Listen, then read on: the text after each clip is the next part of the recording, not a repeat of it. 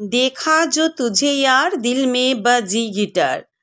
সাত সকালে কৌশিকের এই ফাটা বাঁশের মতো গলার গান শুনে ঘুম ভাঙল গবার।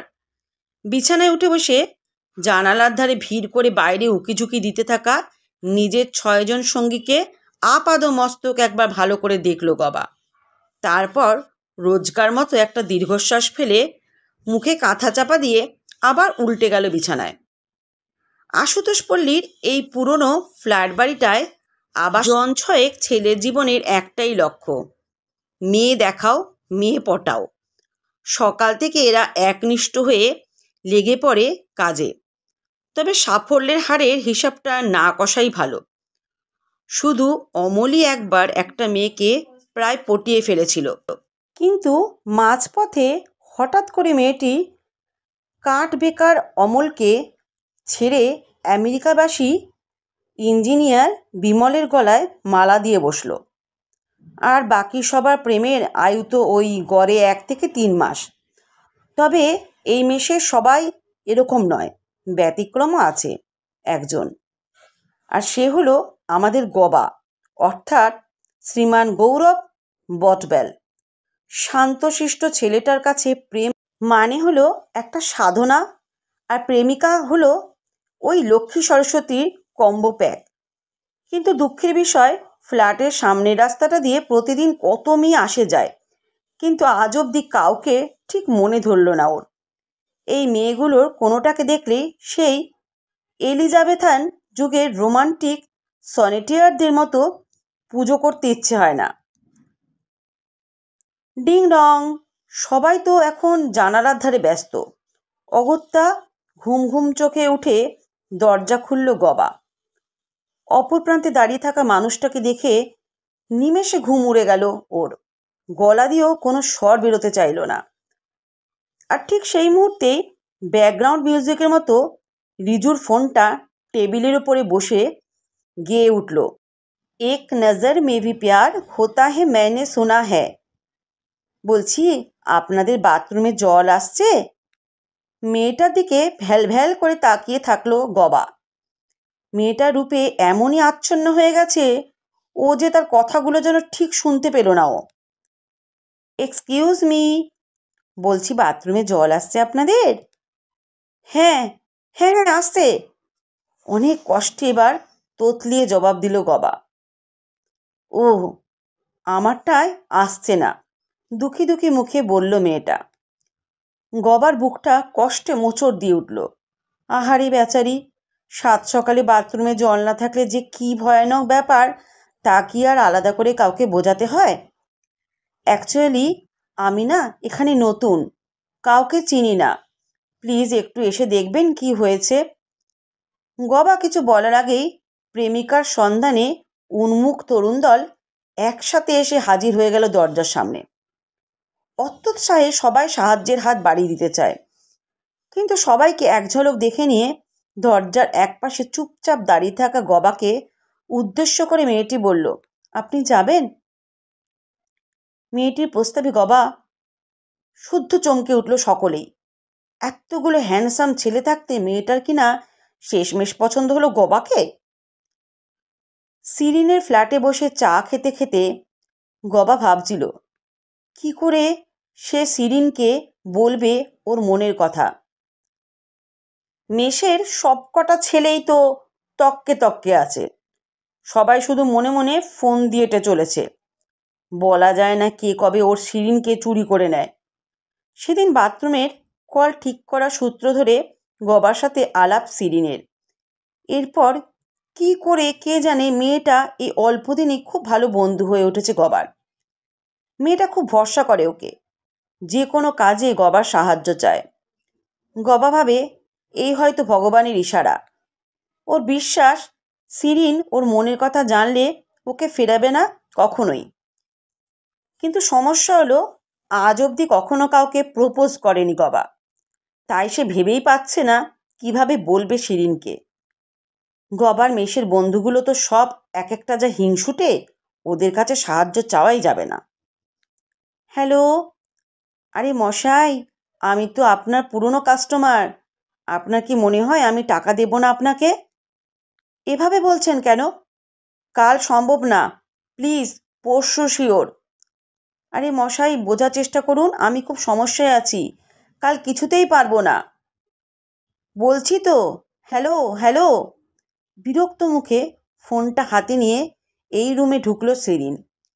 যদিও কলটা আসতে সে উঠে রান্নাঘরে চলে গিয়েছিল, কিন্তু তার উত্তেজিত হয়ে বলা কথাগুলো এই রুমে বসে গবার কানে দিব্যি পৌঁছেছে। অপর প্রান্তে কথা না শুনলেও শিরিনের কথাগুলো শুনে গবা আন্দাজ করতে পারল কিছু একটা সমস্যায় পড়েছে মেয়েটা। সবই আসলে ভগবানের ইশারা। ভগবান চান যে গবা সাহায্য করুক শিরিনকে, আর সেই সুযোগে আরও কাছাকাছি আসুক ওরা দুজন। Any problem Shirin? না, ঠিক আছে সব। চাইলে শেয়ার করতে পারো আমার সাথে। কি বলি বলো তো? সেটাই, যেটা তোমার এই মিষ্টি মুখটাতে আধার নামিয়েছে। ধ্যাৎ, তুমি না সবসময় ফ্লার্ট করো শুধু। শুনে ভালো লাগলো। আর আমার মেশের বন্ধুগুলো তো বলে আমার এই ট্যালেন্টটা একদমই নেই।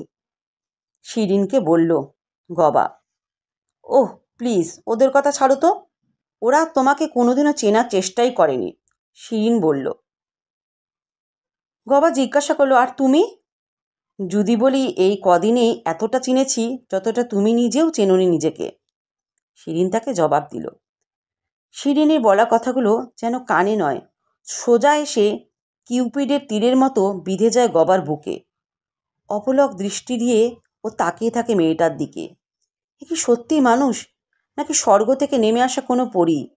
মানুষ কি আদৌ এত সুন্দর হয়? কি হলো, ওভাবে তাকিয়ে আছো কেন? কিচ্ছু বলছো না কেন? তোমার সমস্যাটা কি হয়েছে এবার বলো।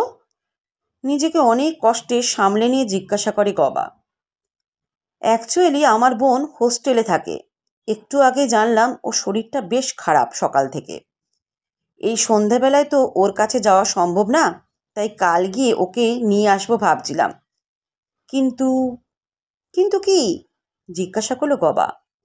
কদিন আগে একটা দোকানে খুব দরকারি কিছু জিনিস কিনে দেখি আমার পার্সটা সঙ্গে নেই, কোথাও পড়ে গেছিল বা চুরি হয়ে গেছিল। যাই হোক, পরিচিত দোকান তো, তাই বলল নিয়ে যান জিনিসগুলো, পরে টাকা দিয়ে যাবেন। ওকে দেন। বিভিন্ন কাজের ঝামেলায় টাকাটা এখনো দিয়ে আসা হয়নি আমার। কিন্তু আজ ওরা ফোন করে এমন অপমানজনক সব বলল যেন টাকাটা না দিয়ে পালিয়ে গেছে কোথাও। বলছে কালই দিতে হবে। কিন্তু বুঝতে পারছি সমস্যাটা। আচ্ছা, ইফ ইউ ডোন্ট মাইন্ড, দোকানটার ঠিকানা দিলে আমি গিয়ে টাকাটা দিয়ে আসতে পারি। রিয়েলি? ওহো Gaurav, so kind of you. But কি হলো? প্লিজ তোমার মেসের ছেলেদের এসব কিছু জানতে দিও না। ওরা কি ভাববে কে জানে। এমনিতেই ওরা যেন কেমন একটা। আরে রিল্যাক্স, কেউ কিছু জানবে না। তুমি ঠিকানাটা বলো। এই তো, এই দোকানটার ঠিকানায় দিয়েছিল শিরিন। গবা চেয়েছিল শিরিনের বকেয়া টাকাটা না হয় নিজেই পেমেন্ট করে দেবে, কিন্তু শিরিন রাজি হয়নি। মেয়েটার আত্মসম্মানবোধ বড় বেশি, কারুর থেকে কোনো সুযোগ নেয় না কখনো। এই জন্যই তো গবার এত ভালো লাগে ওকে। মেয়েটা টাকাটাও দিয়েছে কীরকম সুন্দর ব্রাউন পেপারে প্যাক করে। উফ, যেন সাক্ষাৎ মা লক্ষ্মী। রাস্তা পেরিয়ে সবে দোকানটায় উঠতে যাবে গবা, ঠিক তখনই কেউ এসে খপ করে ধরল ওর হাতটা। পেয়েছি চাঁদু তোকে। এ কি, কি হলো? চমকে উঠে গবা দেখলো একজন উর্দিধারী পুলিশ ধরেছে ওর হাতটা। তার মুখটা বেশ খুশি খুশি। আর আরেকজন এসে ওর ব্যাগটা কাড়িয়ে নিয়ে তন্ন তন্ন করে কি যেন খুঁজছে। পেয়েছে স্যার। শিরিনের দেওয়া ব্রাউন ব্যাগটা হাতে নিয়ে পুলিশটা হাঁক পারল ওদের জিপটাকে লক্ষ্য করে। এরপর জিপের ভেতর থেকে যিনি নামলেন তাকে দেখে গবা কতটা অবাক হলো তা বোঝা না গেলেও তিনি যে ওকে দেখে একেবারে আকাশ থেকে পড়লেন তা স্পষ্ট বোঝা গেল। যখন তিনি মুখ বিকৃত করে বললেন, সিট, এবারেও ফসকালো। আশিস দা, চিৎকার করে উঠল গবা। এই তুই স্যারকে চিনিস? অবাক বাকি পুরুষগুলো। সরি গবা, আমি চেষ্টা তো করছি, বাট তাও সেভাবে তোকে আশ্বাস দিতে পারছি না। সরি। আমার কি দোষ আশিসদা? আমি তো শুধু... এই বলে কেঁদে ফেলল Goba. I know Goba, you are innocent. Actually you know what this is the main problem. Shirin, Apala, Rai, কত নাম যে ওর। ও তোর মতো ইনোসেন্ট ছেলেগুলোকে টার্গেট করে নেশার জিনিসগুলো পাচার করার জন্য। একটা পুরো গ্যাং আছে ওদের। মেয়েটা প্রতিবার আমাদের হাত ফসকে পালায়, আর ধরা পড়ে তোদের মতো বোকা ছেলেগুলো। এর আগে কোনোবার মাল শুদ্ধ ধরতে পারিনি বলে আগের ছেলেগুলোকে ছেড়ে দেওয়া গেছে, বাট ইউ... কিন্তু আই নো গবা, আই নো। বুঝতে পারছি তোর অবস্থাটা। প্রেমের নেশায় পড়ে কি খেসারতটাই না দিতে হচ্ছে এখন। যাই হোক, বেস্ট অফ লাক ব্রো। আমি একটু বেরোলাম, তুই থাক এখানে। মনের দুঃখে চোখ বন্ধ করে ফেলল গবা। চোখের কোণ থেকে একটা জলের ফোঁটা নিঃশব্দে ঝরে পড়ল মেঝেতে, আর সেই ফোঁটার মধ্য দিয়ে ওর স্বপ্ন সাজানো লক্ষ্মী সরস্বতীর মূর্তিটা আস্তে আস্তে কেমন তালগোল পাকাতে পাকাতে শেষমেশ ঠাকুমার ঝুলিতে দেখা শাকচুন্নিতে রূপান্তরিত হলো। গল্পটি এখানেই সমাপ্ত হলো। কেমন লাগলো বন্ধুরা গল্পটি? অবশ্যই জানাতে ভুলবেন না। যদি ভালো লাগে তাহলে প্লিজ পাশে থেকে সাপোর্ট করে যাবেন। আর গল্পটি সম্পূর্ণ শোনার জন্য আপনাদের কাছে অসংখ্য অসংখ্য অসংখ্য ধন্যবাদ।